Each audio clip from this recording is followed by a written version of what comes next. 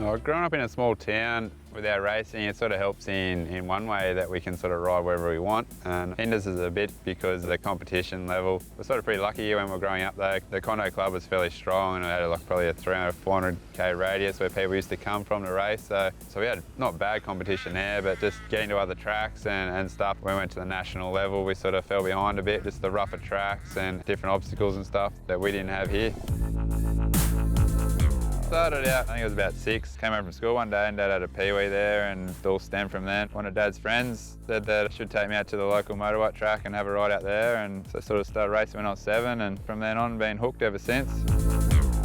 My first memory, I was about 3 years old. First race, I was about 3.5. Obviously, Todd was 3.5 years older than me. He was already into it, and I basically grew up with Toby Price all through my career, so spent a lot of time riding with him. Spent up until I was 12 racing flat track and sort of raced around with Casey Stoner most of my life, running second to him. Very competitive on the track, and it was very rarely that I got around him. And then sort of into the juniors, motocross, it was Ryan Marmot was probably my closest rival there for a fair few years. Won my first state championship in 2003 when I was 14, and then went on to win my first national motocross championship. Had a pretty good season, ended up second on the 250 and third on the 125. I was second in the Supercross championship. Moved on into seniors, kept on with the motocross. I raced it was called National Cup. I missed out on the championship by 1 point. Ford Dale passed me on the last lap of the last moto at Condobolin for the championship. That was pretty heartbreaking, so ended up second there and ended up having the season off with a knee reconstruction, and came back in 07 and got the opportunity to do the Condo 750, which is a navigational race here in Condobolin. Ended up winning that my first go against Ben Grabham and those guys, and got the opportunity to race the Australian Safari that year. Ended up running second, and basically that kick-started our desert scene career. Our specialty at the moment is desert racing, and I think 2013 Todd and I went 1-2, which was a pretty special result. I sort of dream about, we'd been 1 and 2 in Safari twice. We've been 1 and 2 in other races, Condo 750 and that kind of thing. That's basically our bread and butter, and we know exactly what we need to go and win races in that. We'd like to move into the enduro side of things, the AORC. It looks like a really fun series, and go and race it ourselves to find out what you need to win and how it all works.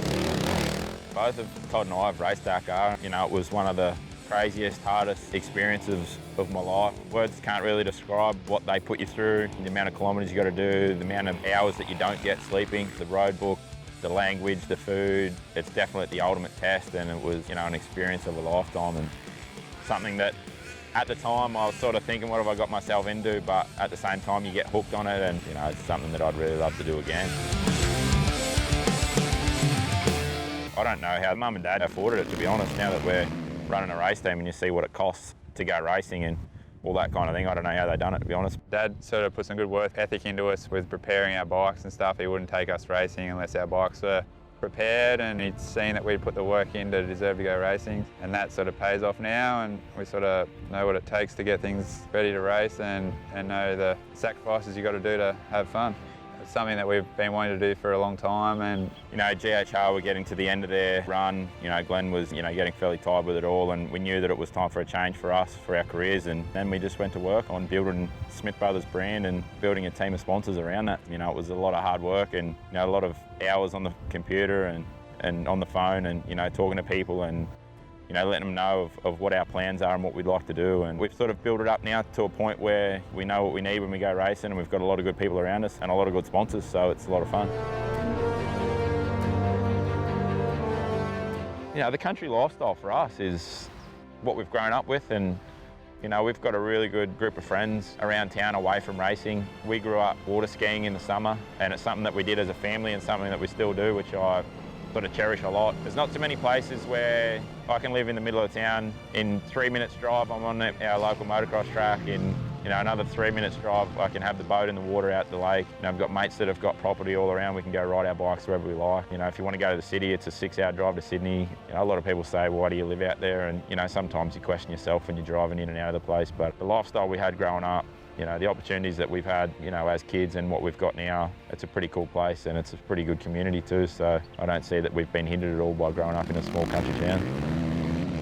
The ultimate goal is to race full time. We've still got aspirations of going to race Dakar and that kind of thing, but to have a fully functional domestic race team in Australia where we can go and train and ride full time and make a living, and ultimately like to build it up where when we're done racing at the top level that, you know, I'd really like to get some young kids coming through that have got talent and, you know, take them through the whole process and what we've learned as riders and race team owners and that kind of thing, and, you know, see people succeed through our race team would be something that we'd really like to do in the next phase after we're done riding.